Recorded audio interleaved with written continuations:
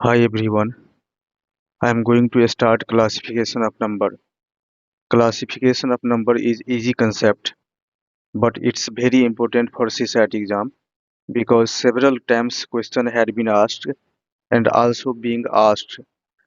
First of all, in this lecture, I will see a rational number, irrational number, integers, fraction, types of fraction like proper fraction, improper fraction, uh, uh, mixed fraction, prime number, composite number, and decimals, and the types of decimals like terminating, non-terminating. जैसे non terminating का type हम लोग देखेंगे recurring recurring means repeating and non recurring यानी non repeating. इसमें साथ साथ सी side PY की भी देखना है और इस पे प्रॉब्लम्स देखना है, काफ़ी क्रूशियल है क्योंकि बार बार क्वेश्चन पूछे जाते हैं, रिपीट किया जाता है, हर साल क्वेश्चन रहता है। फर्स्ट ऑफ ऑल इसमें देखना है complex number. complex number means a plus ib। if here I क्या है, I को कहा जाता है आयोटा। आयोटा आयोटा मीन्स इसका वैल्यू अंडर रूट -1 होता है।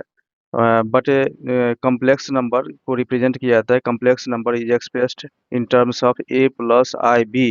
वेयर आई का वैल्यू आई मतलब आयोटा यानी अंडर रूट -1 होता है। But complex number is no need for C set.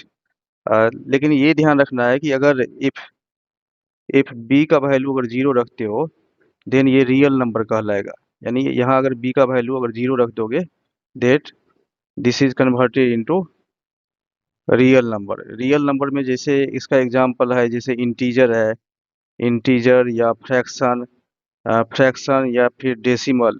तो ये सारे टॉपिक्स आगे पढ़ोगे। बट याद रखना है कि अगर यहाँ बी का वैल्यू अगर जीरो नहीं लोगे, अगर बी का वैल्यू इफ बी का वैल्यू अगर जीरो नहीं होता है तो इसका मतलब ये है कि वह इमेजिनरी नंबर कहलाएगा। एंड इमेजिनरी नंबर ये ज़रूरत नहीं है, यूपीएससी में ज़रूरत नहीं है। Now what is subset of real number? Obviously जानते हो कि रियल नंबर का सबसेट यानी एक तरह से टाइप्स ये दो होता है। एक तो रेशनल नंबर होता है, रेशनल नंबर, और दूसरा होता है इरेशनल नंबर। तो रेशनल नंबर और इरेशनल नंबर भी बेसिक है, इसमें देखना है। दूसरी बात की याद ये रखना है कि जो रेशनल नंबर होता है, जैसे इंटीजर्स और फ्रैक्शन इसका टाइप्स होता है। इंटीजर्स में आप निगेटिव इंटीजर्स ले सकते हो या फिर न्यूट्रल जीरो इंटीजर्स ले सकते हो या पॉजिटिव इंटीजर्स ले सकते हो, सारा भी देखना है। साथ में ये याद रखोगे कि रेशनल नंबर का टाइप्स फ्रैक्शन भी रेशनल नंबर के ही टाइप्स होता है। Fraction is also types of rational number. और जो फ्रैक्शन का टाइप्स होता है ये प्रॉपर होता है, इम्प्रॉपर होता है, और जो तीसरा थर्ड वन मिक्स्ड फ्रैक्शन होता है। Subset of whole number natural number होता है कि इसमें ये ध्यान रखना है कि जैसे नेचुरल नंबर आप जानते हो कि ये काफ़ी बेसिक चीज़ है। नेचुरल नंबर का टाइप्स होता है इवन नंबर, ऑड ये इसका टाइप्स होता है ऑड होता है या प्राइम नंबर, और दूसरी बात की कंपोजिट नंबर।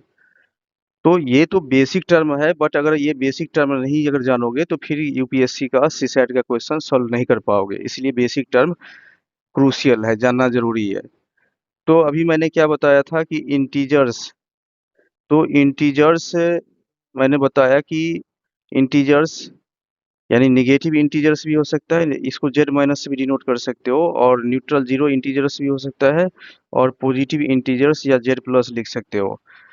तो इंटीजर्स का वैल्यू अगर जैसे मान लो कि इंटीजर्स लेते हो तो इंटीजर्स का वैल्यू आप मैंने क्या बताया कि इसका निगेटिव भी हो सकता है, आई माइनस लिख सकते हो, न्यूट्रल लिख सकते हो, और पॉजिटिव इंटीजर्स लिख सकते हो। तो याद रहे कि जो नेचुरल एग्जिस्टिंग इंटीजर्स होता है ये जीरो और पॉजिटिव होता है। ये इंटीजर्स निगेटिव वाले सिर्फ कैलकुलेशन के लिए होता है, यानी नेचुरली एग्जिस्टिंग नहीं होता है।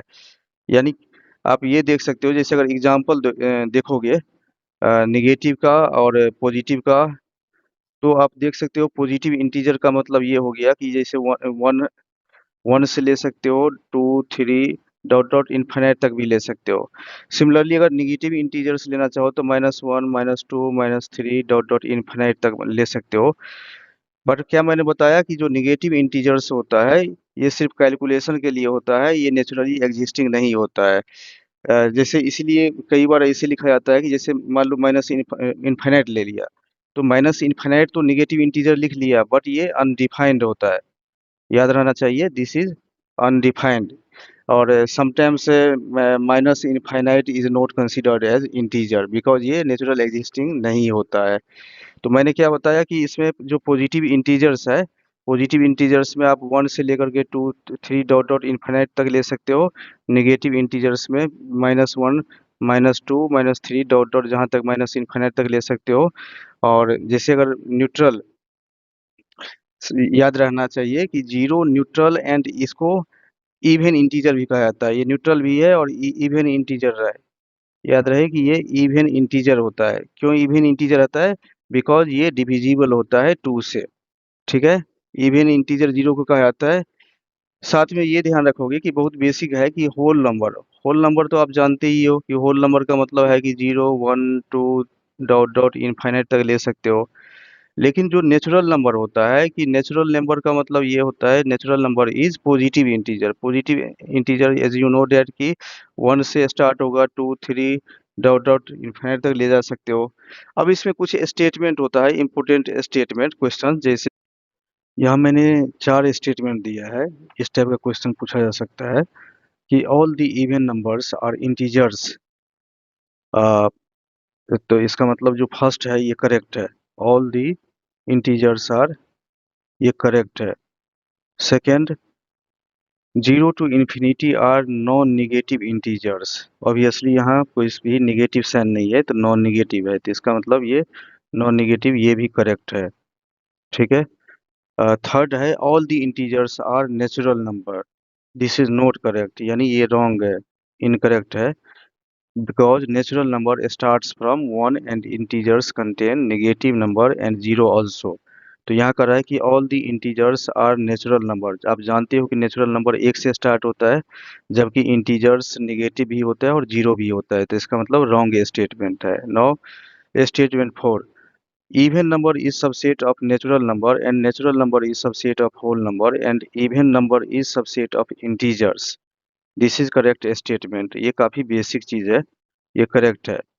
इसका मतलब अगर इसमें कहा जाता है कि इसमें चूज करो कि out of 4 statements which statements is are correct, तो ऑब्वियसली जानते हो कि जो स्टेटमेंट फर्स्ट है, फिर स्टेटमेंट सेकेंड है, फिर स्टेटमेंट फोर्थ है, ये करेक्ट है।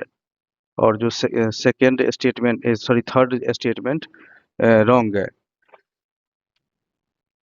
आपको मैंने पहले ही बताया है कि negative integers doesn't naturally exist, as negative integers indicates negative sign and is just for calculation। negative integers सिर्फ कैलकुलेशन के लिए होता है, नेचुरली एग्जिस्ट नहीं करता है। when we are talking about naturally existing term, either the things will be there or not there। मतलब naturally exist कर रहा है मतलब या तो थिंग्स है या नहीं है। निगेटिव का क्या मतलब, यानी so naturally existing integers can be zero और पॉजिटिव इंटीजर्स भी होता है। तो मतलब जो नेचुरली एग्जिस्टिंग जो होगा, मैंने क्या बताया कि अगर नेचुरली एग्जिस्टिंग टर्म की बात कर रहे हैं तो थिंग्स एग्जिस्ट करेगा, यानी either the things will be there और नॉट देयर। इसका मतलब ये है कि मतलब निगेटिव नाम की चीज कुछ होता ही नहीं है, कि सिर्फ कैलकुलेशन के लिए होता है, ये थ्योरेटिकल है, मतलब नेचुरली एग्जिस्ट नहीं करेगा निगेटिव इंटीजर्स। फिर मैं बोल रहा हूँ एक बार और कि naturally existing integers can be zero और positive integers. Hence the concept of integer is for calculation purpose only, ये याद रखना है। और साथ में ये ध्यान रखना है कि जो ऑड नेचुरल नंबर है, जो ऑड नेचुरल नंबर है, आप जानते हो कि ऑड नेचुरल नंबर का मतलब क्या हुआ। ऑड नेचुरल नंबर का मतलब जो जैसे 1 3 5 7 डॉट डॉट इन्फिनिटी हो गया। और या अगर मान लो कि हमें कहा जाता है कि ऑड इंटीजर्स की बात करें तो ऑड इंटीजर्स क्या होगा।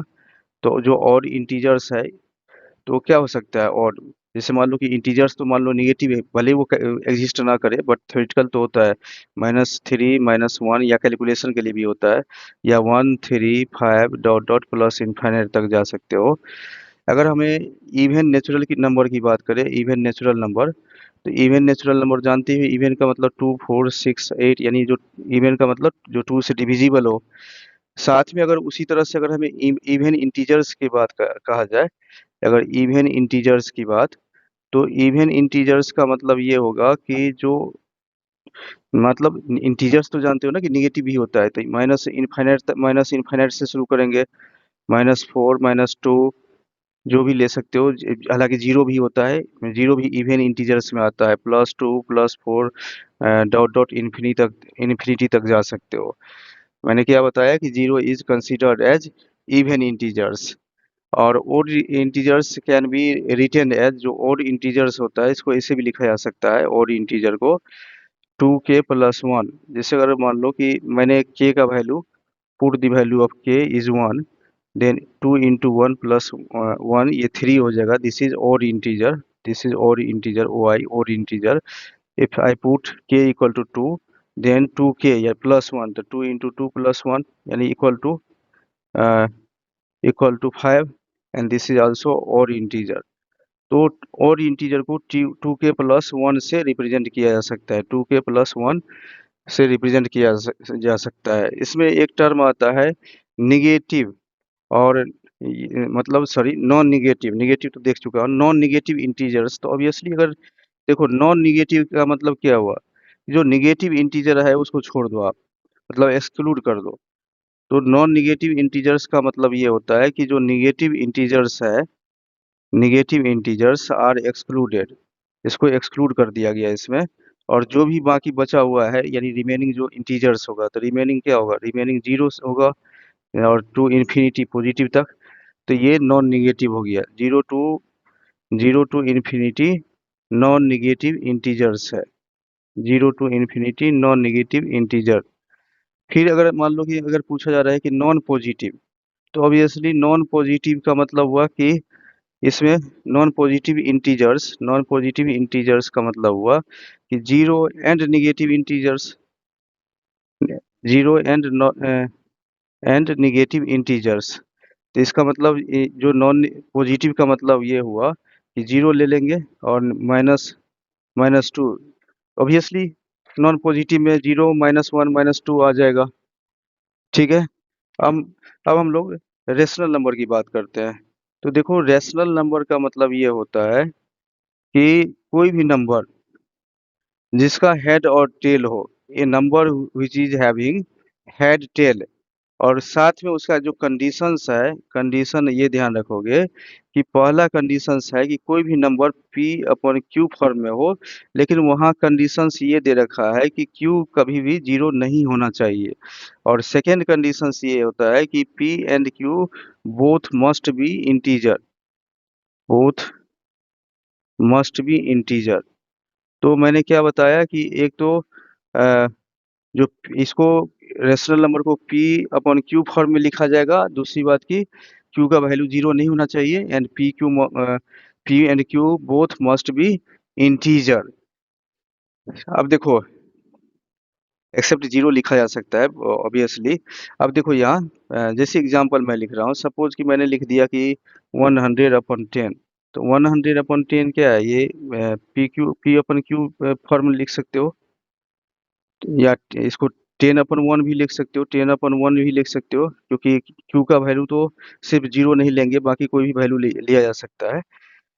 जैसे अगर मान लो कि हम लोग जैसे अपन लिख रहे हैं कि 25/2 लिख रहा हूँ, तो ऑब्वियसली ये p/q होगा।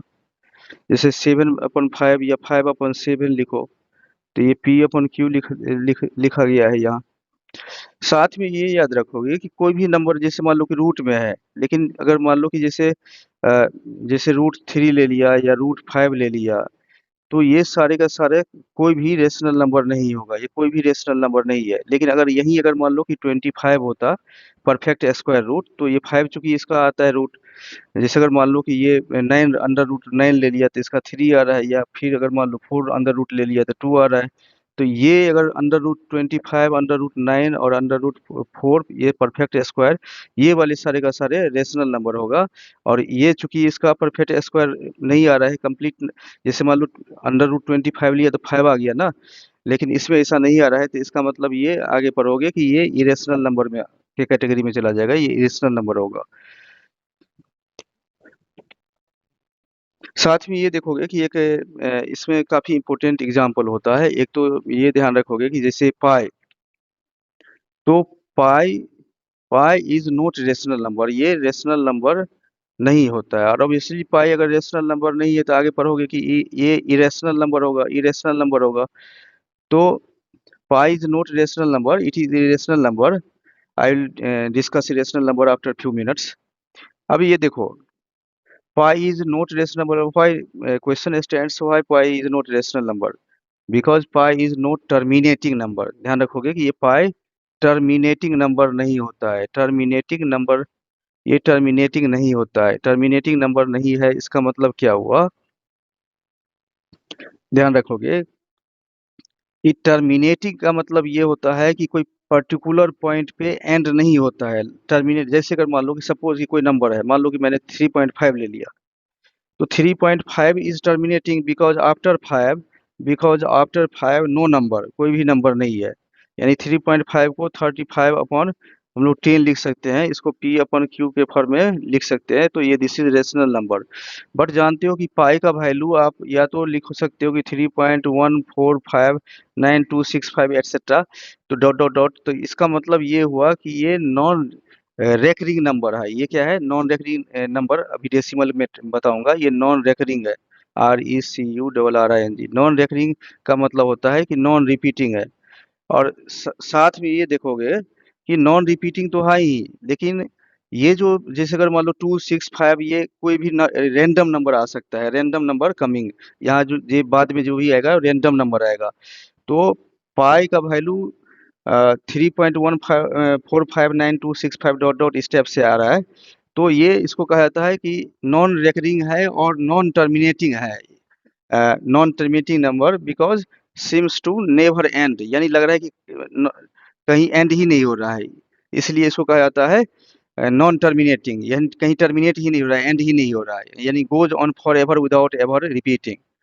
या साथ में कुछ स्टूडेंट ऐसे भी क्लेम करता है, कुछ ऐसे भी स्टूडेंट उसको कन्फ्यूजन होता है। उसका कहना ये होता है कि चूंकि पाई का वैल्यू 22/7 होता है, तो पाई का वैल्यू 22/7 होता है, तो पी अपन क्यू फॉर्म में लिखा जा सकता है। लेकिन याद रहे कि ये जो 22/7 होता है, this is not exact value, it is approximate value. और अप्रोक्सीमेट वैल्यू है, ये अप्रोक्स वैल्यू है। तो अप्रोक्स वैल्यू है ये, तो इसलिए पी अपन क्यू एग्जैक्ट नहीं है। यानी कहने का मतलब ये अप्रोक्स वैल्यू होने की वजह से ये इरेशनल नंबर कहलाएगा, ये रेशनल नंबर में नहीं आएगा। ये दिस इज इरेशनल नंबर, ठीक है, क्योंकि ये अप्रोक्सीमेट है।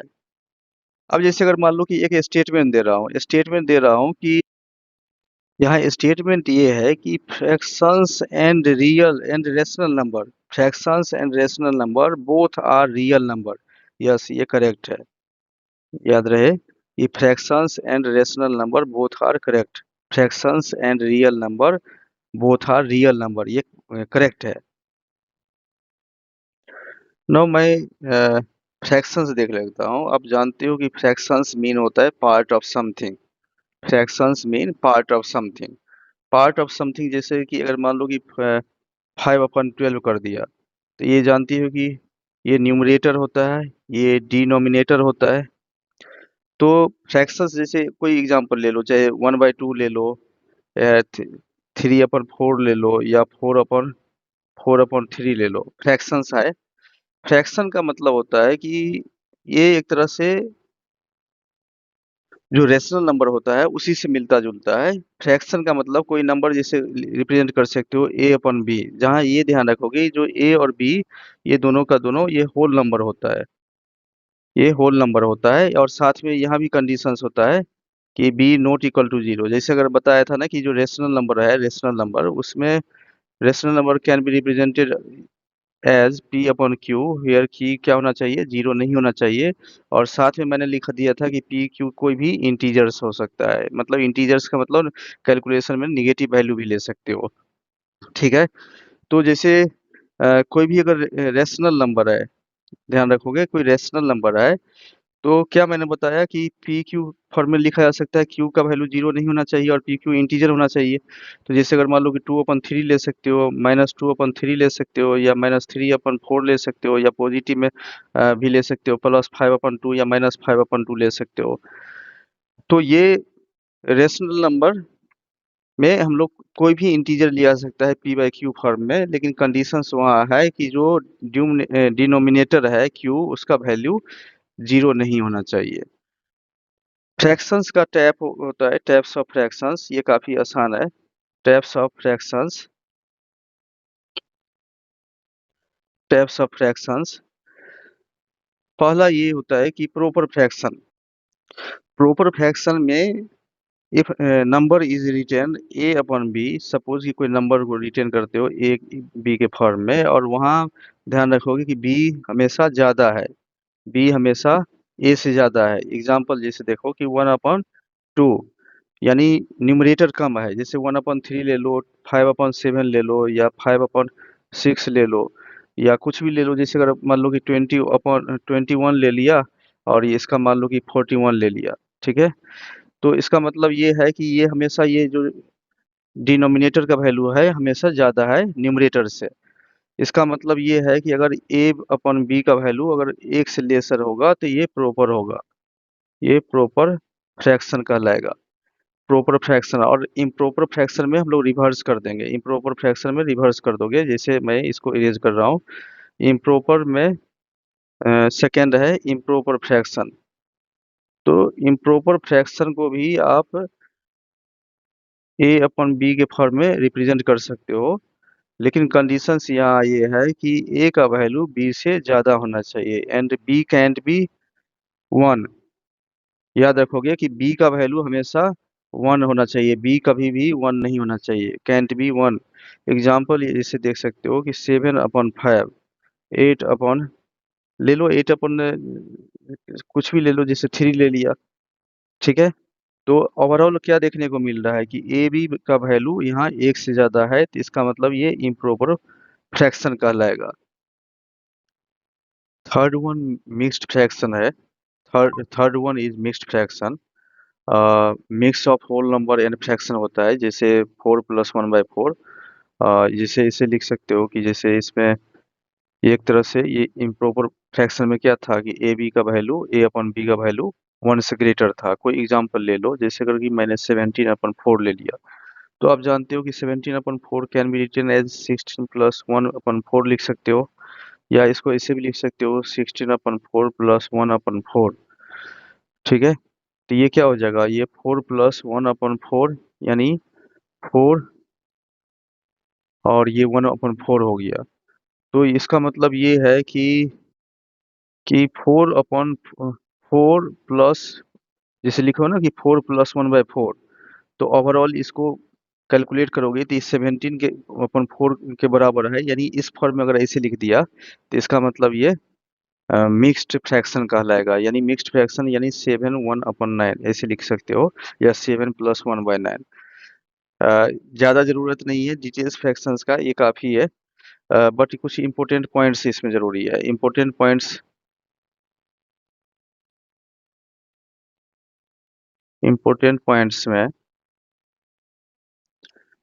पॉइंट्स में पहला ये है कि how many rational number can be there between A and B, there between A and B. तो देखो कोई भी नंबर ए और बी ले लिया, सपोज कि ये 1 2 है, तो इसमें कर रहा है कि इसके बीच मतलब रेशनल नंबर क्या हो सकता है, तो ऑब्वियसली ए और बी के बीच डॉट डॉट डॉट डॉट, यानी ए इन्फिनिटी तक हो सकता है। यानी कह रहा है कि कोई भी नंबर ए और बी है उसके बीच में क्या रेशनल नंबर हो सकता है, हाउ मेनी रेशनल नंबर, कितने हो सकता है, तो इन्फिनिटी हो सकता है। अगर मान लो आगे बताऊंगा कि अगर इसी टाइप का क्वेश्चन अगर इरेशनल नंबर भी पूछा जाएगा तो वहां भी इन्फिनिटी आंसर होगा। जैसे second point, if we add two rational number like A plus B, अगर मान लो कि यहाँ दोनों का दोनों रेशनल नंबर है और दोनों को अगर ऐड कर रहे हो, तो resultant value is always equal to rational value. मैंने क्या बताया, एक तरह से ये इंपॉर्टेंट पॉइंट्स है, याद रखना जरूरी है। और ये याद कर लो, कुछ नहीं। अगर रेशनल नंबर को अगर ऐड करोगे तो रेशनल नंबर रिजल्टेंट होगा, रेशनल नंबर को मल्टीप्लाई करोगे तो उसमें भी रिजल्टेंट नंबर रेशनल नंबर आएगा। और अगर एक भी उसमें इरेशनल आ जाएगा, अगर सम करो या मल्टीप्लाई करो तो रिजल्टेंट इरेशनल आएगा। तो यहाँ ए प्लस बी, जैसे एक रेशनल लिया दूसरा इरेशनल लोगे तो ऑब्वियसली अगर ये दोनों में से एक इरेशनल आ गया और उसको ऐड कर रहे हो तो इरेशनल आएगा रिजल्टेंट। और अगर मल्टीप्लाई भी करोगे ए और बी को तो वहाँ एक इरेशनल नंबर है, तो उसमें एग्जाम्पल ये मैं समझा रहा हूँ। जैसे मतलब मैंने क्या बताया, मैंने कहा कि अगर ए और बी लेते हो और इसमें मान लो कि ये रेशनल नंबर ले लिया और दूसरा ये वाला बी वाले इरेशनल नंबर ले लिया, ठीक है। तो कह रहा है कि रिजल्टेंट क्या होगा, रिजल्टेंट कह रहा है कि इरेशनल होता है, रिजल्टेंट इरेशनल नंबर होता है। कैसे, देख लो, कोई एग्जांपल से मैं समझा रहा हूँ। सपोज कि ये रेशनल नंबर यहाँ 2 ले लिया और इरेशनल मान लो कि ये √3 है। या फिर जैसे अगर मान लो कि 0 प्लस √2 लेते हो, इसको ऐड करो ना तो ये √2 भी इरेशनल है। तो यानी कहने का मतलब, एक अगर रेशनल लोगे और दूसरा इरेशनल लोगे तो उसका और जो रिजल्टेंट नंबर होगा, जैसे यहाँ √2 आ गया, √2 ये आ गया, तो इसका मतलब ये इरेशनल हो गया। फिर जो फिफ्थ पॉइंट बताया था कि ए और बी को मल्टीप्लाई कर दो, जहाँ ए में और बी में से दोनों में से एक रेशनल है दूसरा इरेशनल है, तो ये रेशनल है और इरेशनल है। तो मैं बताया कि दोनों में से अगर एक इरेशनल आएगा तो उसमें रिजल्टेंट इरेशनल नंबर आएगा। जैसे एग्जाम्पल देख सकते हो कि जैसे मान लो कि पाई को किसी भी रेशनल नंबर से मल्टीप्लाई कर दो तो इसका मतलब क्या होगा, ये इरेशनल नंबर हो जाएगा रिजल्टेंट। लेकिन उसमें एक एक्सेप्शन है कि जैसे अगर मान लो कि कोई जीरो ले लिया, ठीक है। जीरो मैंने रेशनल नंबर ले लिया, जीरो रेशनल नंबर लिया और उसको कोई भी सपोज कि बी ले लिया, कोई भी इरेशनल नंबर, ये कोई भी इरेशनल नंबर है, ठीक है। तो इसको मल्टीप्लाई करोगे तो जीरो को किसी भी नंबर से मल्टीप्लाई करोगे तो आप जानते हो कि जीरो होता है। और तो इसका मतलब है कि ये इरेशनल हो जाएगा, ठीक है। तो इस पे क्वेश्चन कैसे पूछा जाएगा, सबसे पहली बात तो इसमें एक दो बातें याद रखनी है। सपोज कि मैंने 0 to 0 रख दिया तो ऑब्वियसली 0 to 0 क्या होता है, ये नॉट डिफाइंड है, ये नॉट डिफाइंड है, ठीक है। यानी जीरो को अगर डिवाइड करोगे जीरो से तो ये डिफाइंड नहीं होगा। और वन मोर थिंग कि अगर वन को अगर जीरो से डिवाइड करोगे तो ऑब्वियसली ये भी नॉट डिफाइंड होता है, क्योंकि आप जानते हो इन्फिनिटी होता है।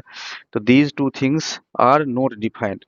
और पहले ही बता चुका हूँ कि परफेक्ट स्क्वायर रूट नंबर अगर होगा तो परफेक्ट स्क्वायर रूट नंबर होगा, जैसे लाइक √25, √9, तो ये सारा का सारा रेशनल नंबर होता है, इरेशनल नहीं होता है, रेशनल होता है। और इरेशनल नंबर की अगर मान लो कि यहाँ उसमें प्रॉपर्टीज भी देखूंगा, इरेशनल नंबर, तो इरेशनल नंबर क्या होता है, a number which can't be written in the form of, जैसे रेशनल क्या बताया था कि in the form of p/q लिखा था और q नॉट इक्वल टू 0। तो कोई भी अगर नंबर को ये number which is not rational, simple है कि ये number which is not rational that is called as irrational number. तो जैसे मैंने बताया कि कोई भी नंबर को जैसे p/q के फॉर्म में नहीं लिखोगे, जहाँ q क्या होना चाहिए, जीरो नहीं होना चाहिए। और p/q क्या बताया था रेशनल में, इंटीजर। तो ये जो रेशनल जो नहीं है वो इसका मतलब इंटीजर है। तो a number which can't be written as, इस तरह से रिटन लिख नहीं सकते हो तो इरेशनल होगा। मैंने बताया था जैसे पाई वैल्यू होता है, या खास करके जैसे √2 हुआ या √3 है, परफेक्ट स्क्वायर रूट नंबर नहीं लेना है, या √7 लेना है, या √11 होगा, इस सारा का सारा। क्योंकि मैंने बताया था कि पाई इसलिए होता है क्योंकि 22/7 पाई का वैल्यू ये अप्रोक्सीमेट वैल्यू होता है, ये एग्जैक्ट वैल्यू नहीं होता है, ठीक है। और खास करके ये भी ध्यान रखना है कि जो एक ई होता है, जैसे आप जानते हो कि ई को कहा जाता है एक्सपोनेंशियल मैथमेटिकल कांस्टेंट, या यूलर्स नंबर भी कहा जाता है ई को, EULER'। तो ये ध्यान रखोगे चूंकि इसका जो कांस्टेंट वैल्यू होता है लगभग 2.781828 डॉट डॉट स्टेप से होता है, कि goes on for ever without repeating, कोई रिपीट ही नहीं कर रहा है। तो रिपीटिंग वाले तो फिर वो रेशनल में चला जाएगा, लेकिन चूंकि ये रिपीट नहीं कर रहा है तो ये इसका मतलब जो एक्सपोनेंशियल कांस्टेंट यानी एक्सपोनेंशियल मैथमेटिकल कांस्टेंट या यूलर्स नंबर जो होता है, ये इरेशनल होगा पाई की तरह, इरेशनल नंबर लाइक पाई, ठीक है। तो जैसे इसमें भी कुछ इंपॉर्टेंट पॉइंट्स है कि if A and B are natural number, how many irrational numbers are there between A and B. मैंने बताया था कि ए और बी अगर कोई रेशनल नंबर, कोई भी नंबर नेचुरल नंबर भी है, और वहाँ अगर मान लो उसमें पूछा जाएगा कि कितने उसमें रेशनल नंबर है, तो इन्फिनिटी होगा। सिमिलरली इसका भी आंसर इन्फिनिटी होगा। लाइक जैसे अगर ए बी है, इसके पावर 1/2 रख दो, ए बी अपन 1/3 रख दो, ए बी अपन 1/4 रख दो, डॉट डॉट इन्फिनिटी, यानी इसका आंसर इन्फिनिटी हो जाएगा। ये keep in the mind that irrational number can't be fraction and decimals, क्योंकि आप जानते हो कि जो डेसिमल्स होता है या फ्रैक्शन वाले होता है, यूजुअली वह रेशनल नंबर होता है। कि कोई भी डेसिमल्स होता है खास करके विथ नेवर एंड और रिपीट है, तो इसका मतलब वह इरेशनल नंबर होगा। हम लोग सेकेंड पॉइंट इसका देख लेते हैं। Second important point is if we add two irrational number resultant number will be. इसमें रेशनल भी हो सकता है और इरेशनल भी हो सकता है। एग्जाम्पल से समझो कि अगर √2 में अगर √3 ऐड कर दिया, ठीक है, तो ये इरेशनल नंबर होगा। ये इरेशनल नंबर होगा क्योंकि आप जानते हो कि √2 भी इरेशनल नंबर है और ये भी इरेशनल नंबर है, तो इरेशनल नंबर आ रहा है। साथ में अगर मान लो कि √2 को अगर √2 से ऐड कर दिया, तो ये भी अगर जानते हो कि इसका भी ऐड करोगे तो ये इरेशनल नंबर होगा। लेकिन एग्जाम्पल अगर मान लो कि √2 ले लिया, ठीक है, और उसमें -√2 ऐड कर दिया, तो √2 में अगर -√2 ऐड करोगे तो ऑब्वियसली जीरो होगा। और आप जानते हो कि ये भी इरेशनल नंबर है और ये भी इरेशनल नंबर है और जीरो रेशनल नंबर है। तो इसका मतलब है कि इरेशनल नंबर को अगर हम लोग दो इरेशनल नंबर को ऐड करें, तो उसका जो रिजल्टेंट होगा इरेशनल और रेशनल दोनों हो सकता है, तो इसका आंसर बोथ होगा। ठीक है, अब हम लोग थर्ड पॉइंट देख रहे हैं। Third point is if we multiply two irrational number then the resultant number would be. इसका भी आंसर बोथ हो जाएगा। ठीक है, समझो इसको। जैसे मैंने √2 ले लिया और उसको मल्टीप्लाई कर दिया √3 से, तो इसको अगर अगर मान लो कि इसको मल्टीप्लाई कर दोगे तो ऑब्वियसली ये इरेशनल नंबर आएगा। इरेशनल नंबर आएगा। जैसे अगर मान लो कि √2 है और इसको मल्टीप्लाई कर दो √2 से, ठीक है, तो √2 के स्क्वायर मतलब कहने का मतलब 2, यानी ये रेशनल नंबर आ गया। तो रेशनल नंबर और इरेशनल नंबर दोनों आ रहा है, तो इसका मतलब ये आंसर सी हो गया। अब हम लोग फोर्थ पॉइंट देख लेते हैं।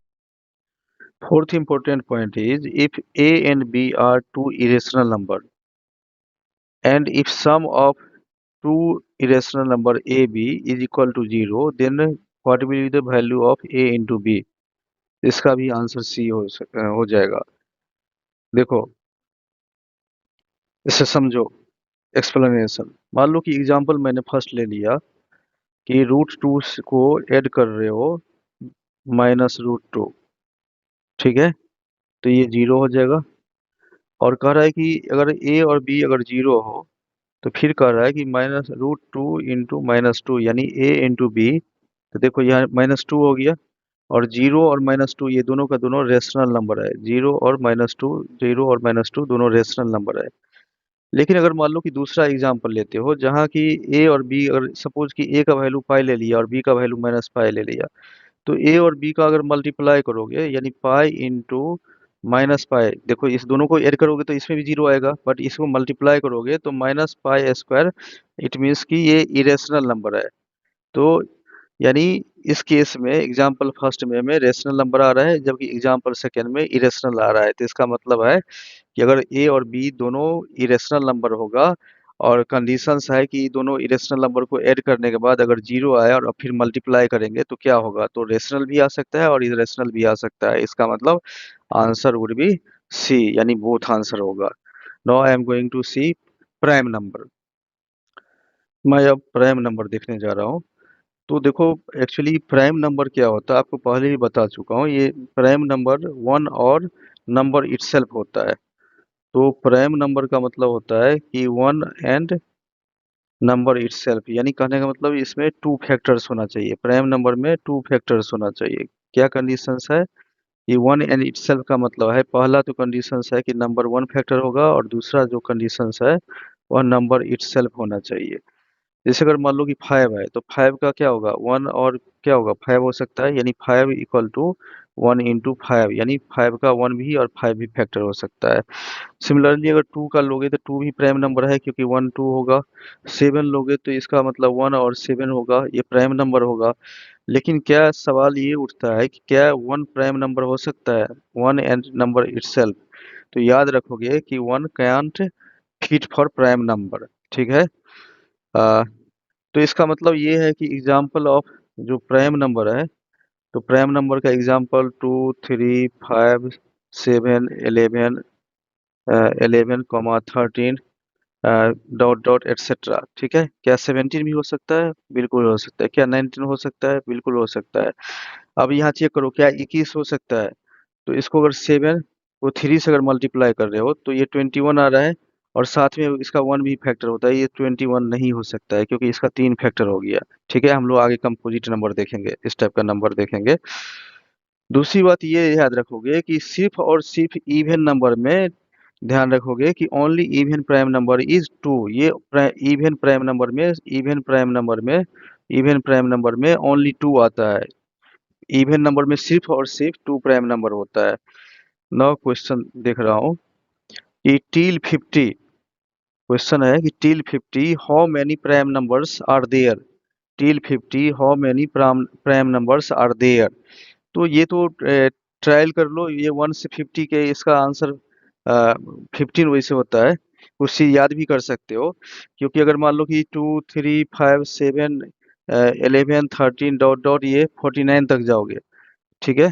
क्या 49, क्या 49 क्या होगा, प्राइम नंबर तक होगा? नहीं। अगर मान लो कि 49 प्राइम नंबर होगा, 49 को अगर मल्टी करोगे तो 7 इंटू 7 होगा, और ये 1, तो इसका मतलब ये प्राइम नंबर नहीं है। तो यानी कहने का मतलब कुल मिला के 50 तक जाते हो ना, तो 50 तक अगर जाओगे तो टोटल तुम्हें 15 ही प्राइम नंबर मिलेगा। उसी तरह से अगर क्वेश्चन पूछा जाएगा कि 50 टू 100 में टोटल प्राइम नंबर कितना होगा, तो यहाँ ध्यान रखोगे कि टोटल जो प्राइम नंबर होता है, टोटल प्राइम नंबर 50 से तो ये 10 तक होता है। तो यानी कहने का मतलब अगर साथ में ही अगर कह दे कि 1 से 100 तक टोटल प्राइम नंबर कितना होगा, टोटल प्राइम नंबर, तो याद रखोगे यहाँ टोटल प्राइम नंबर दोनों को ऐड कर दो। शुरू में याद करो कि 1 से 50 तक कितना आया था, 15 आया था, और यहाँ कितना है, 10 है।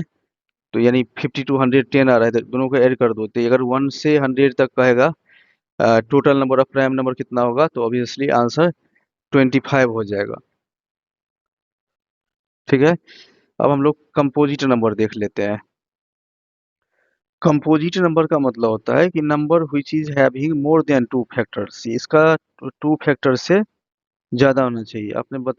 मैंने बताया है कि प्राइम नंबर में 2 फैक्टर्स होता है, जबकि अगर 2 फैक्टर से अगर ज्यादा हो तो इसका मतलब वह कंपोजिट नंबर होगा। एग्जाम्पल देख सकते हो कि 4 भी ले सकते हो, 6 भी ले सकते हो, 8 भी ले सकते हो, 9 भी ले सकते हो, 10 भी ले सकते हो, 12 भी ले सकते हो। देखो अगर 12 की अगर बात करें तो इसको इस टाइप से लिखा जा सकता है। तो आप देख सकते हो, और साथ में इसका 1 भी हो सकता है, 1 से भी मल्टीप्लाई कर सकते हो, तो ये सारा का सारा इसका फैक्टर हो गया। ठीक है, तो इसका मतलब है कि अगर जैसे अगर मान लो कि 4 ले लिया या 6 ले लिया, 8 9 10, तो अगर इससे 2 से ज़्यादा अगर फैक्टर होगा। दूसरी बात ये ध्यान रखना है कि all the even numbers are composite number except 2। ठीक है, क्योंकि 2 का आप जानते ही हो कि वो प्राइम नंबर है, 2 का सिर्फ 2 फैक्टर होता है, 1 and 2। Composite number can be even and odd, दोनों हो सकता है। फिर से मैं बता रहा हूँ कि all the even numbers are composite number, all the even numbers are composite number except 2। इसमें एक टर्म होता है बोरिंग नंबर, बिकॉज ये this way number was asked कि 21 21 21। तो इसमें आप देख रहे हो कि अगर जैसे देखोगे कि ओड प्लेस पे ओड नंबर है और इवन प्लेस पे इवन नंबर है, इसी को कहा जाता है, क्या मैंने बताया कि at odd place odd number and at even place even number, this is called boring number. Boring number कहा जाता है इसको, बोरिंग नंबर। इस टाइप का यूपीएससी में this way number was written in UPSC, ये बोरिंग नंबर होता है। जैसे हैप्पी नंबर होता है या लोनिएस्ट नंबर होता है, ये यूपीएससी में जरूरत नहीं है। हम लोग देखने जा रहे हैं डेसिमल्स। डेसिमल्स का 2 टाइप्स होता है, terminating and non terminating. Terminating का जो नॉन टर्मिनेटिंग होता है, इसका 2 टाइप्स होता है, रेकरिंग जिसको रिपीटिंग कहा जाता है, और दूसरा होता है नॉन रेकरिंग जिसको नॉन रिपीटिंग कहा जाता है। देखो टर्मिनेटिंग का मतलब मैंने क्या बताया था, जैसे अगर मान लो कि 3.5 है या 6.3 है या 7 पॉइंट कुछ भी ले लो, 1.55 ले लो, तो इसका मतलब ये है कि यहाँ जैसे 6.3 है तो इसका मतलब 3 के बाद कोई भी नंबर नहीं है। जैसे अगर मान लो यहाँ 1.55 ले लिया तो 1.55 के बाद कोई भी नहीं है, ये टर्मिनेट यानी एंड हो रहा है, इतना ही तक है। ठीक है, तो जैसे 7 पॉइंट अगर मान लो कि 53 ले लिया तो इसका मतलब है कि 7.53 3 के बाद एंड हो गया, कोई भी नंबर नहीं है, टर्मिनेट कर गया। ठीक है, टर्मिनेटिंग नंबर। बट यहाँ जो नॉन टर्मिनेटिंग है डेसिमल का टाइप्स, तो एक तो जैसे कहा जाता है रिपीटिंग, तो ऑब्वियसली जैसे मान लो कि 1.33 यानी इसका मतलब क्या हुआ, 1.33 ये इनफाइनाइट तक है। इसका मतलब ये हुआ कि जो रेकरिंग यानी रिपीटिंग है, ये देखो, ये नॉन टर्मिनेटिंग का मतलब दोनों में से कोई भी टर्मिनेट करेगा, ये भी टर्मिनेट नहीं करेगा और ये भी टर्मिनेट नहीं करेगा, एंड नहीं होगा। बट जो रिपीटिंग है वो सेम टाइप का डिजिट पॉइंट डेसिमल के बाद रिपीट करेगा। ठीक है, लेकिन जो नॉन नॉन टर्मिने नॉन रिपीटिंग है, नॉन रेकरिंग यानी नॉन रिपीटिंग है, तो जैसे लाइक मान लो पाई का वैल्यू दिखा था 1.4 3.1472 समथिंग 53, कुछ भी ऐसे टाइप का नंबर ले सकते हो। तो याद रहे कि रेकरिंग रेकरिंग रिपीटिंग डेसिमल का मतलब होता है not terminating at any place after decimal point we are going to get infinite number. मतलब इसमें जैसे अगर मान लो कि 1 पॉइंट जैसे 6 7 ले लिया, 6 7 ले लिया, 6 7 ले लिया, 6 7 ले लिया, डॉट और इनफाइनाइट, तो आप क्या देख रहे हो, यहाँ रिपीट कर रहा है लेकिन एंड नहीं हो रहा है, टर्मिनेट नहीं हो रहा है। फिर इसमें याद रखोगे, जैसे इसमें पाई का वैल्यू अगर लेते हो तो इसमें क्या देख रहे हो कि after decimal point random number आ रहा है, कोई भी नंबर जैसे 4725 ये रैंडम आ रहा है, यानी रिपीट नहीं आ रहा है। ठीक है, तो ये याद रखोगे क्या होगा, ये this number will go till infinity तक, ये इन्फिनिटी तक जाएगा ये रैंडम नंबर। तो मैंने ये बताया कि in recurring decimals after decimal point numbers are repeated. क्या बताया कि इसमें जैसे 1.33 है तो इन रेकरिंग, जिसको नाम ही से ही क्लियर है डेसिमल रिपीटिंग है, तो in recurring decimals after decimal point numbers are repeated, while in non recurring इसका नाम ही है नॉन रिपीटिंग, तो while in non recurring decimals after decimal point numbers are not repeated, इसमें नंबर्स आर नॉट रिपीटेड और इसमें number repeat हो रहा है। नंबर्स आर नॉट रिपीटेड इसका मतलब है कि रैंडम नंबर आ रहा है लेकिन इसमें रिपीट हो रहा है, जैसे पॉइंट के बाद 6 7 है तो 6 7 6 7 ये इनफाइनाइट तक जाएगा। ठीक है, दूसरी बात, चूंकि जहां भी रिपीटिशन हो, ठीक है, तो एक याद रखना है कि जो नॉन रेकरिंग डेसिमल होता है ना, नॉन रेकरिंग, तो नॉन रेकरिंग डेसिमल का मतलब ये होगा कि चूंकि उसका एंड नहीं हो रहा है, मतलब रिपीट नहीं कर रहा है, तो इसका मतलब वो इरेशनल होगा। जबकि याद रखोगे कि जो रिपीट वाला होगा तो वो रेशनल के कैटेगरी में आ जाएगा, ये इरेशनल में आएगा और ये रेशनल के कैटेगरी में आ जाएगा। इस पे क्वेश्चन कैसे पूछा जाता है, देखो, सबसे पहले हम लोग रेकरिंग का देख लेते हैं। तो इस नंबर को रेकरिंग डेसिमल 1.333 इस टाइप से दिया हुआ है, ये रिपीट कर रहा है, तो इसको चेक करना है कि ये कैसे रेकरिंग वाले ये रेशनल नंबर होगा। तो सबसे पहले इसका क्वेश्चन भी पूछा जाता है, जैसे मैं बता रहा हूँ कि इसको सपोज कि मैंने इसको इक्वेशन फर्स्ट मान लिया। ठीक है, अब यहाँ देखो, इसमें नोटिस करना कि अगर मान लो कि 1 पॉइंट के बाद 3 है तो इसको अगर अगर 10 से अगर मल्टीप्लाई कर दोगे, ठीक है, now if multiply it by 10 तो ये क्या हो जाएगा, 10y इज इक्वल टू 13.33, ऐसे इस टाइप से ले सकते हो। कहने का मतलब ये कि इसको अगर एक दूसरे में से अगर इक्वेशन इसको सेकेंड लिए, सेकेंड में से अगर फर्स्ट करोगे तो डेसिमल के बाद ये हट जाना चाहिए, जीरो हो जाना चाहिए। तो इसका मतलब ये है कि अगर इक्वेशन टू में से माइनस फर्स्ट करोगे तो ये देखो, ये 10y है और ये y है, तो इसका मतलब 9y हो जाएगा।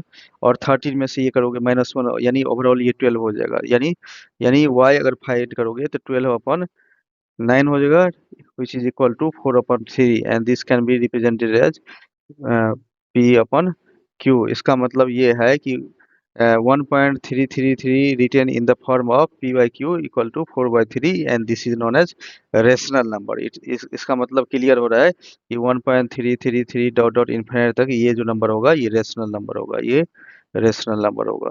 ठीक है, if I take another example like y equal to 1.676767 dot dot what will be what will B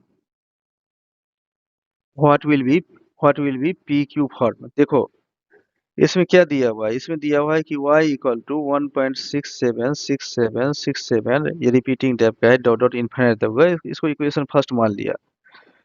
We can't multiply by 10 because after decimal point 67 number repeated and we won't get zero after subtract। इसका मतलब क्या हुआ, देखो इसको समझो।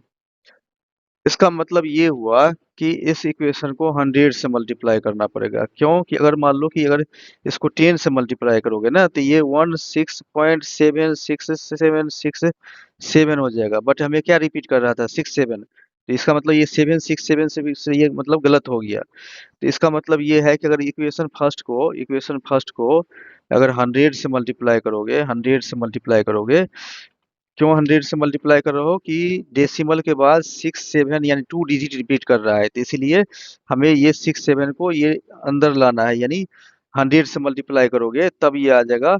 क्या आ जाएगा, देखो ये 100y इक्वल टू 167, यानी इसको 100 से मल्टीप्लाई करने के बाद ये 67 क्या होगा, डेसिमल से पहले आ गया, तो फिर उसके बाद 67 डॉट डॉट ये रिपीट करेगा। ठीक है, अब इक्वेशन टू में से फर्स्ट को माइनस कर दो, तो 100y में से y को माइनस करोगे तो 99y हो गया, इज इक्वल टू अगर ये इक्वेशन देखो 167 पॉइंट इतना है, तो ये वाला पॉइंट हट जाएगा, यानी 1 घट जाएगा, 167 में से 1 माइनस कर दो तो ये 166 हो गया।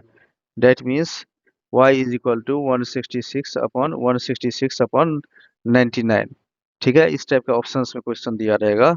If I ask probable question of CSAT like y equal to 1.36676767 dot dot infinite. देखो इस टाइप का क्वेश्चन काफी केयरफुली सॉल्व करना पड़ेगा। आप क्या देख रहे हो, यहाँ है 1.367 यानी 676767 रिपीट कर रहा है। इसका मतलब ये है कि ये वाला जो 3 है ना ये एक्स्ट्रा है, ये 3 एक्स्ट्रा है। तो आफ्टर 3 क्या देख रहे हो, ओनली 2 डिजिट्स यानी 6767 are getting repeated. So multiply by 10 first. इसको अगर मान लो कि 10 से इसको अगर मल्टीप्लाई करते हो 10 से तो ये 10y हो जाएगा is equal to 13.676767। Now multiply by 100 because 2 digits getting repeated after decimal. ठीक है, अब यहाँ 676767 रिपीट कर रहा है, 2 डिजिट डेसिमल कर रहा है, तो मैंने क्या बताया कि इसको मल्टीप्लाई करना होगा 100 से, क्योंकि 2 डिजिट्स रिपीट कर रहा है। तो अगर ये 10y को इसको मानना फर्स्ट मान लो, इसको सेकेंड मान लो, या इसको इसी को 10 वाले को ही फर्स्ट मान सकते थे, कोई दिक्कत नहीं। बट अब क्या करो, 10 इसको 100 से मल्टीप्लाई कर दो, तो इसको 100 से मल्टीप्लाई करोगे तो 136676767 डॉट डॉट ये थर्ड इक्वेशन हो गया। ठीक है, अब हमें थर्ड में से सेकेंड को माइनस कर लो, थर्ड में से सेकेंड को माइनस कर लो। तो अगर थर्ड में सेकेंड को माइनस करोगे तो देखो यहाँ ये 1000y है और यहाँ 10y है, तो इसका मतलब 990 ये y आ गया इज इक्वल टू 1367 में से ये 13 माइनस कर दो, इसका मतलब ये है कि ये 1354 आ जाएगा। पॉइंट क्या आएगा, 0000। तो इसका मतलब ये है कि y इक्वल टू 1354 अपॉन 990, ये पी अपॉन क्यू फॉर्म में है, यानी ये रेशनल नंबर की तरह एक्ट करेगा। ठीक है, अब जैसे देखो कि कोई अलग तरह का वेरिएशंस क्वेश्चंस ले रहा हूँ, जिससे मैं ले रहा हूँ कि रेकरिंग डेसिमल रिप्रेजेंट, मान लो कि कोई भी रेकरिंग डेसिमल है, और रेकरिंग डेसिमल में मैंने recurring decimal D means decimal ले लिया। मान लो सपोज कि y इज इक्वल टू 1.272727, और इसमें मैंने लिख दिया कि इज इक्वालेंट टू। ठीक है, और ऑप्शन से यहाँ लिख दिया 13/11, सेकेंड लिख लिया 14/11, फिर लिख दिया जैसे कि 127/99, या डी लिख दिया 137/99। तो देखो इसका आंसर 14/11 होगा। देखो इसको कैसे सॉल्व करोगे। सबसे पहली बात ये देखो कि इसमें जो y इक्वल टू ये जो रेकरिंग है, यानी बार बार 2727 रिपीट कर रहा है, तो आप देख रहे हो कि after decimal 2 digits are repeated. After decimal यहाँ 2 डिजिट्स रिपीट कर रहा है, 272727 रिपीट कर रहा है। तो इसका मतलब है कि इस 27 को हमें पॉइंट से पहले लाना है, ठीक है, डेसिमल पॉइंट से पहले लाना है। तो डेसिमल पॉइंट से पहले लाना है, सो मल्टीप्लाई बाय 100, यानी इसको इक्वेशन अगर फर्स्ट मानते हो, सपोज इसको इक्वेशन फर्स्ट मानते हो, ठीक है, यानी क्या मैंने बताया कि जो y इक्वल टू 1.272727 है, अगर इसको डॉट डॉट है, ये इक्वेशन फर्स्ट मानते हो, तो इसको मल्टीप्लाई करना पड़ेगा, क्योंकि डेसिमल पॉइंट के बाद 2 डिजिट रिपीट कर रहा है। तो ये 100y is equal to 127.272727 dot dot, ये सेकेंड इक्वेशन मान लिया। अब यहाँ सेकेंड में से फर्स्ट को माइनस करो, तो यानी 100y है और यहाँ y था, तो ये 99y हो गया, और 127 में से 1 घटा दोगे यानी 126 हो गया। तो इसका मतलब y इक्वल टू 126/99 हो गया। इसको सिंप्लीफाई करोगे ना, तो ये 14/11 होगा, ये p/q फॉर्म है, इसलिए इसका आंसर बी वाला ऑप्शन था। बी वाला ऑप्शन 14/11 था। ठीक है, फिर थोड़ा चेंज कर रहा हूँ, कंसेप्चुअल क्वेश्चन है। क्वेश्चन दे रहा हूँ कि अगर मान लो कि y इक्वल टू 1.456565 स्टेप से दिया हुआ है, ठीक है। तो देखो यहाँ आप नोटिस करो कि ये वाला 4 एक्स्ट्रा है, यानी 565656 डॉट डॉट इन्फिनिटी तक है, ठीक है। इसको सपोज कि इसी को क्वेश्चन में इसको फर्स्ट इक्वेशन मान लिया। सबसे पहले इस 4 को हमें इधर ले आना है, तो डेसिमल से पॉइंट से पहले लाना है, तो इसको 10 से मल्टीप्लाई कर दो, तो 10y equal to 14.565656 dot dot equation infinity तक है। अब यहाँ देखो ये चूंकि 56 यानी 2 पॉइंट, यानी डेसिमल के बाद दो जो ये नंबर है 56 जो है 2 डिजिट्स 56 वो रिपीट कर रहा है। इसका मतलब है इट इज मल्टीप्लाइड बाय, क्या करोगे, क्या 10 से मल्टीप्लाई करोगे या 100 से मल्टीप्लाई करोगे, चेक करो, ठीक है। तो कहने का मतलब इसको 100 से मल्टीप्लाई, सबसे पहले मैंने क्या बताया कि ये 10 से क्यों मतलब मल्टीप्लाई करना पड़ा। It is multiplied by 10 because we are putting extra 4, यहाँ देख रहे हो ना, ये एक्स्ट्रा 4 है बिफोर डेसिमल पॉइंट। तो अब जो 2 डिजिट रिपीट कर रहा है, ठीक है, तो इसका मतलब सपोज मान लो कि यहाँ 2 4 रहता है, ठीक है, 2 एक्स्ट्रा 4 रहता है, तो ऑब्वियसली इसको 100 से मल्टीप्लाई करता है। अभी एक ही 4 एक्स्ट्रा है, इसलिए इसको 10 से मल्टीप्लाई किया। लेकिन अब क्या करोगे, चूंकि ये 2 डिजिट रिपीट कर रहा है, फिर तो इक्वेशन फर्स्ट को 100 से मल्टीप्लाई कर दो, इक्वेशन फर्स्ट को यानी सेकेंड को 100 से मल्टीप्लाई कर दो, क्योंकि इसको सेकेंड एज्यूम कर लियो, तो 100 से मल्टीप्लाई करो। तो ऑब्वियसली अगर 10y को 100 से मल्टीप्लाई करोगे, तो ये 1000y हो जाएगा, इक्वल टू 1456.5656 डॉट डॉट, ये थर्ड इक्वेशन ले सकते हो। अब थर्ड में से सेकेंड को माइनस करो, तो थर्ड में से सेकेंड को माइनस करोगे, तो ये 990 होगा, इज इक्वल टू 1442 हो जाएगा, ठीक है, 1442, ये 56 था, ठीक है। तो इसका मतलब ये है कि 1990 y इक्वल टू इतना, तो इसका मतलब है कि y इक्वल टू 1442/990, ये p/q फॉर्म में आ गया, ठीक है। यह मैंने नेचुरल नंबर लिखा है। नेचुरल नंबर को आप इस टाइप से भी क्लासीफाई कर सकते हो, even number, odd number, prime number and composite number. तो यहाँ देखो इवन नंबर, हम लोग prime number composite number already देख चुके हैं। तो ऑड नंबर का मतलब ऑब्वियसली जानते हो कि वो 2 से डिविजिबल नहीं होना चाहिए, और इवन नंबर का मतलब जो नेचुरल नंबर है वो 2 से डिविजिबल होगा। जीरो को हम लोग इवन नंबर मानते हैं बिकॉज 2 से डिविजिबल है, अगर 2 से डिवाइड करोगे ना तो ये डिविजिबल हो जाएगा। फिर जैसे अगर कि y इक्वल टू 2n ले रहे हो, तो यहाँ ध्यान रखोगे कि n क्या है, नेचुरल नंबर है, और याद रखोगे अगर y इक्वल टू 2n है और n कोई भी नेचुरल नंबर लोगे, तो ये ऑलवेज, इट इज ऑलवेज, ये ऑलवेज इवन होगा, ठीक है। लेकिन अगर मान लो कि सेकेंड केस ले रहा हूँ, y इक्वल टू 3n ले सकता हूँ, तो इसका मतलब ये इवन भी हो सकता है, ये ऑड नंबर भी हो सकता है, क्योंकि अगर जैसे n का वैल्यू 1 रखोगे, तो ये 3n है, तो 3n का मतलब 3 × 1 यानी 3, ये ऑड हो जाएगा, ठीक है। जबकि अगर n का वैल्यू 2 रखते हो, तो n का वैल्यू अगर 2 रखोगे, तो यानी 3n मतलब 3 × 2 यानी ये 6, यानी इवन हो जाएगा। तो 3n के केस में ये इवन और ऑड दोनों हो सकता है। हम लोग इम्पोर्टेंट पॉइंट्स देखने जा रहे हैं, इम्पोर्टेंट पॉइंट्स। तो ये बेसिक है बट ये इम्पोर्टेंट होता है। जैसे इम्पोर्टेंट पॉइंट्स में कि इवन और इवन को ऐड करोगे तो इवन नंबर आएगा, इवन में अगर ओड को ऐड करोगे तो ऑब्वियसली ओड आएगा, और ओड ऐड करोगे तो इवन नंबर आएगा। और ये ऐड करने के में याद रखोगे कि same result is obtained in subtraction, मतलब अगर इवन इवन माइनस करोगे तब भी इवन आएगा, और इवन में से ओड को माइनस तो भी ओड आएगा, और ओड में से ओड माइनस करोगे तो यानी कहने का मतलब ये ध्यान रखोगे कि जैसे यूजुअली, मतलब जैसे मैंने क्या बताया कि यहाँ इवन और इवन को ऐड कर रहे हो ना, तो उसी तरह से इवन में इवन से यूजुअली ऐसे ही होता है कि दीज आर, लेकिन याद रखोगे कि दीज आर यूनिवर्सल प्रॉपर्टीज। ठीक है, तो मैंने क्या बताया, जैसे अगर प्लस कर रहे हो ना तो प्लस कर रहे हो तो उसी तरह से माइनस भी करोगे तो ऐसा ही प्रॉपर्टीज होगा, दीज आर यूनिवर्सल प्रॉपर्टीज। अगर मल्टीप्लीकेशन करते हो तो मल्टीप्लीकेशन में जैसे अगर इवन को मल्टीप्लाई करोगे, इवन को इवन से मल्टीप्लाई करो तो इसमें इवन आता है। अगर इवन को ऑड से मल्टीप्लाई करो, ठीक है, तो इस केस में इवन आता है। ठीक है, ये काफ़ी, जैसे अगर मान लो कि 2 है और 3 है, ठीक है, इवन को ऑड से मल्टीप्लाई करो तो देखो ये 6, ये इवन आ रहा है। उसी तरह से जैसे अगर मान लो कि 4 और 3 को मल्टीप्लाई करो, 4 3 ये इवन और ये ऑड आ रहा है, तो देख रहे हो कि ऑब्वियसली इसमें इवन आ रहा है। और इसमें खास करके याद रखोगे कि यानी किसी भी नंबर के पावर अगर मान लो इवन है, या इवन के पावर ऑड रखो, या जैसे अगर यहाँ पावर रख दिया मैंने इवन और यहाँ रखो ऑड, तो ये याद रखोगे कि इवन है और ये इवन है, तो इवन के पावर चाहे ऑड रखो या इवन रखो, ये इवन ही आएगा।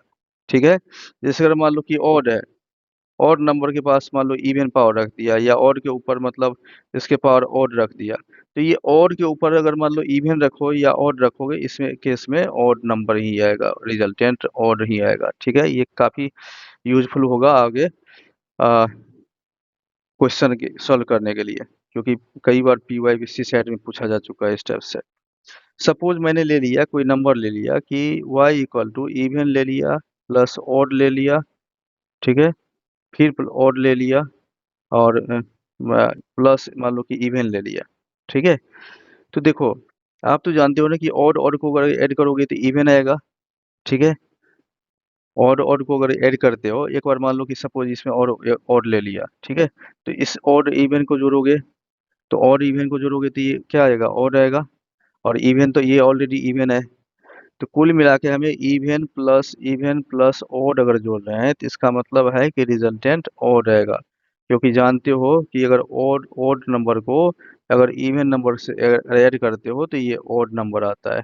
ठीक है, जैसे अगर मान लो एक एक्सप्रेशन ले रहा हूँ, एक्सप्रेशन ये ले रहा हूँ कि सपोज कि y इज इक्वल टू, मैंने ले लिया even number plus odd number, ठीक है, फिर ऑड ले लिया और फिर इवन ले लिया। देखो ये सिंपल है, क्या आना चाहिए रिजल्टेंट, ऑब्वियसली ऑड आ जाएगा।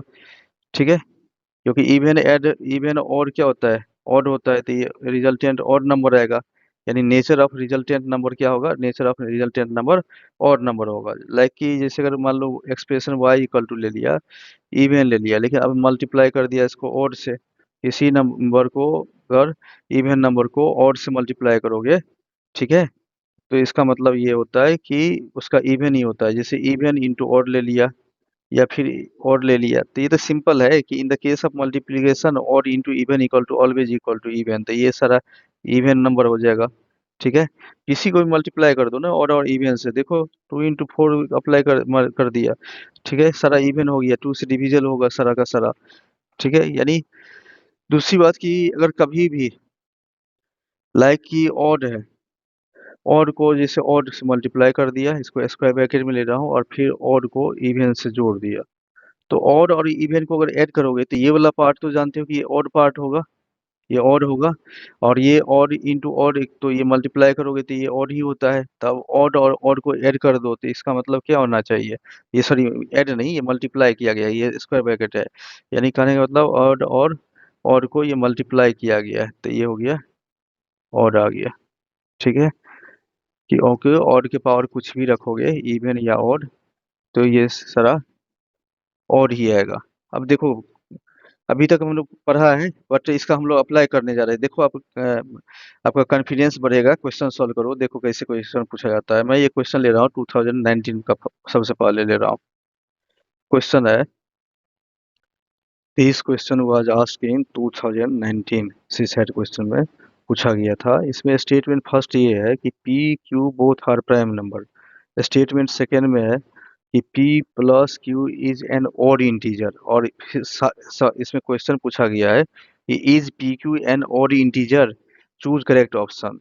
ठीक है, तो हम लोग चेक कर लेते हैं, इसका आंसर वैसे बी होगा। कैसे? क्योंकि देखो, सबसे पहली बात इसमें कह रहा है कि पी क्यू प्राइम नंबर है, तो पी एंड क्यू दोनों प्राइम नंबर है। और साथ में कह रहा है कि चूंकि इसमें ये नहीं कर रहा है कि कोई डिस्टिंक्ट है, तो अगर मान लो कि पी लो 2 3 5 कुछ भी ले, या टू क्यू भी ले सकते हो, 2 3 5 7 इस टाइप से प्राइम नंबर ले सकते हो। तो कहने का मतलब इसमें अगर जैसे पी और क्यू, तो पी क्यू को अगर मल्टीप्लाई करते हो, पी और क्यू को मल्टीप्लाई करते हो, तो जैसे 2 और 3 को मल्टीप्लाई करोगे तो देखो यहाँ क्या हो गया, 6 हो गया। फिर और पी का वैल्यू सपोज कि 3 ले लिया, और क्यू का वैल्यू मान लो 5 ले लिया, और इसको मल्टीप्लाई किया तो 15 आ गया। तो यानी कहने का मतलब पी क्यू मल्टीप्लाई करने के बाद ये ऑड नंबर भी आ रहा है और इवन नंबर भी आ रहा है। ठीक है, तो इसका मतलब ये है कि ये तो क्लियर है, इट मीन्स कि P Q can be odd और इवन, यानी पी और क्यू को मल्टीप्लाई करते हो तो इवन भी आ सकता है और ऑड भी आ सकता है। So first statement information can't give answer.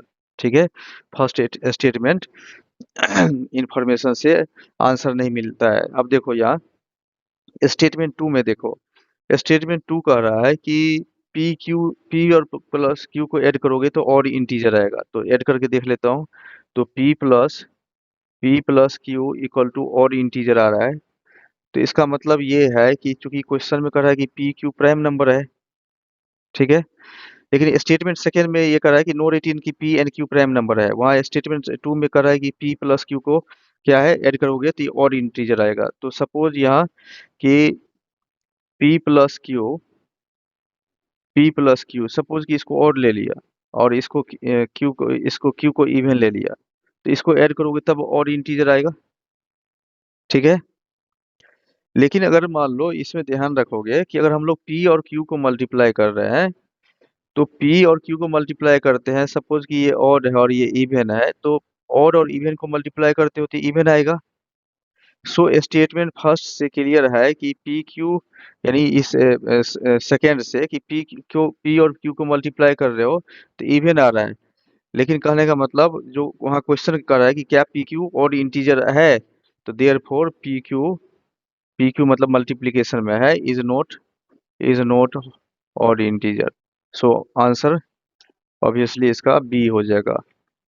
इसको केयरफुली पढ़ो क्वेश्चन को एक दो बार, और फिर इसको आंसर अटेम्प्ट करो। काफी आसान क्वेश्चन है। आप यहाँ देख सकते हो कि ये क्वेश्चन इवन और नंबर के प्रॉपर्टीज पे बेस्ड है। आपको मैंने बताया था कि जब इवन के पावर कोई भी नंबर रख दो, चाहे ऑड रखो या इवन रखो, तो इवन होता है। और ऑड के पावर कुछ भी रख दो, चाहे इवन रखो या ऑड रखो, यानी ऑड के पावर कुछ भी रखोगे तो वहाँ ऑड होता है। तो इसका मतलब है इवन के पावर ऑड रख दिया तो इवन हो गया, और ऑड के पावर अगर इवन भी रख दिया है, कुछ भी रख दो तो ये ऑड आएगा। तो इसका मतलब है कि इवन और ऑड को अगर ऐड कर दो, इवन और ऑड को अगर ऐड कर दोगे तो ये ऑड आएगा। तो क्वेश्चन कर रहा है कि डिविजिबल बाय, किससे डिविजिबल होगा, तो ये चूंकि ऑड आ रहा है तो इसका मतलब है ऑड तो टू से डिविजिबल नहीं होगा, तो ये इसका मतलब ऑप्शन देखो सही से, तो ये आंसर सिर्फ और सिर्फ फर्स्ट होगा। ये 2020 में क्वेश्चन पूछा गया था, for what value of n the sum digits in the number 10⁻n। यहाँ 10⁻n है, +1 है कि 2 आना चाहिए। पहला ऑप्शन है कि n इक्वल टू सिर्फ और सिर्फ 0 है, और दूसरा है कि फॉर एनी होल नंबर, ये आंसर इसका सेकेंड होगा। देखो चेक कर लेते हैं कि अगर इफ n का वैल्यू 0 रखते हो तो 10⁻n+1 है, यानी 10⁻0+1, यानी आप देख रहे हो कि 1+1 यानी ये 2 आ रहा है। Since option B is any whole number, so need to check for few number other than 0। तो जैसे अगर मान लो कि एन का वैल्यू मान लो मैंने 1 ले लिया, तो एन का वैल्यू 1 लेने के बाद 10⁻1+1, ये देख रहे हो 11 आ रहा है, और इसका सम क्या होगा, सम 1+1 यानी 2 आएगा। Hence option B will be correct answer for any whole number, because any whole number also contains 0, but option A can't be answer because n equal to 0 only written, क्योंकि आप जानते हो होल नंबर में तो already 0 include है, सिर्फ यहाँ 0 लिखा हुआ है, तो ये तो नहीं होगा, तो ये इसका मतलब आंसर बी होगा।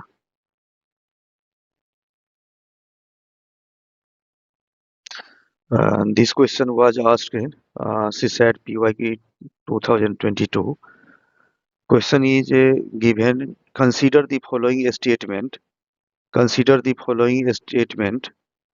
in respect of two natural number P and Q, such that P क्या होना चाहिए prime number and Q is composite number.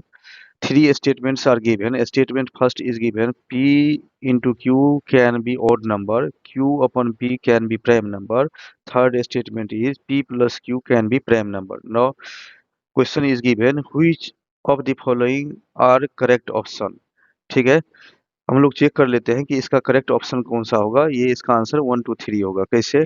देखो, सबसे पहले as per questions P is prime number, तो P प्राइम नंबर है, तो इसका मतलब जानते हो प्राइम नंबर का मतलब फैक्टर 2 होता है, 1 इन इटसेल्फ होता है, तो ये सारा जानते हो कि ये प्राइम नंबर है etcetera. Q is composite number, Q composite number है तो मोर देन 1 फैक्टर होगा, लाइक 4 ले सकते हो या 6 8 9 10 12 एटसेट्रा। अब यहाँ कह रहा है कि स्टेटमेंट फर्स्ट कर रहा है कि P और Q का जो प्रोडक्ट होना चाहिए ओड नंबर, यानी can be odd number, not always. ये कह रहा है कैन बी, हो सकता है। तो हम लोग चेक कर लेते हैं कि P और Q का कोई भी वैल्यू पुट करके देखो। सपोज कि P का वैल्यू रख लिया 3 और Q का वैल्यू सपोज कि 9, ये P का रख लिया 3 और Q का 9 रख लिया, तो देखो ये 27, तो कैन बी ऑड, यानी ये ऑड आ गया, तो therefore P can be odd, यानी स्टेटमेंट फर्स्ट सही है। फिर देखो, लेकिन याद रहे कि अगर यहाँ if in question it is written that P into Q equal to always odd number, then it is wrong, but always is not written. यहाँ कर रहा है कि P into Q can be odd number, ये नहीं कर रहा है कि मतलब ऑलवेज ओड नंबर। अगर ऑलवेज होता तो फिर गलत हो जाता। फिर स्टेटमेंट सेकेंड में आ जाओ। स्टेटमेंट सेकेंड कर रहा है कि स्टेटमेंट सेकेंड कर रहा है कि Q upon P equal to क्या होना चाहिए, Q अपॉन P क्या होना चाहिए, प्राइम नंबर होना चाहिए। तो Q अपॉन Q मतलब ये नहीं कर रहा है कि ऑलवेज, कर रहा है कैन बी। तो देखो कोई भी ट्राई कर लो नंबर, जैसे देख मैंने ट्राई कर लिया Q अपॉन P, सपोज कि मैंने 4 अपॉन 2 दे दिया, ठीक है। तो Q upon P equal to 2, और 2 तो जानते हो कि प्राइम नंबर होता है, तो इसका मतलब है कि therefore state statement two also correct, यानी स्टेटमेंट टू भी करेक्ट है, स्टेटमेंट टू आल्सो करेक्ट। ठीक है। Now come on statement three क्या कर रहा है, स्टेटमेंट थ्री कर रहा है कि P plus Q can be prime number, P plus Q can be prime number. यहाँ कर रहा है P plus Q can be prime number, तो आप चेक कर लो कि P प्लस Q क्या होना चाहिए, ये कैन बी प्राइम नंबर होना चाहिए। ठीक है, तो प्राइम नंबर हो सकता है, तो कोई भी उठाओ, जैसे P का जानते हो कि प्राइम था और Q कंपोजिट था, तो कंपोजिट वाला मतलब एक से दो से अधिक वाला फैक्टर कोई भी ले लो। मैंने 11 ये तो ये प्राइम नंबर है, ये इसका मतलब ये सही है। फिर और भी ट्राई कर लो, जैसे कि 5 और 6 ले लो, 5 प्लस 6 ले लिया, तो इसमें भी देखो 11 आ रहा है। या 3 प्लस 4 ले लो, तो 3 4 में ये 7 आ रहा है, 7 भी प्राइम नंबर है, इस सारा का सारा प्राइम नंबर है। Hence statement three also correct, यानी स्टेटमेंट थ्री भी करेक्ट है। तो इससे क्लियर क्या हो रहा है, therefore all statements are correct, so option D यानी 1 2 3 ये करेक्ट होगा, ऑप्शन डी इज करेक्ट।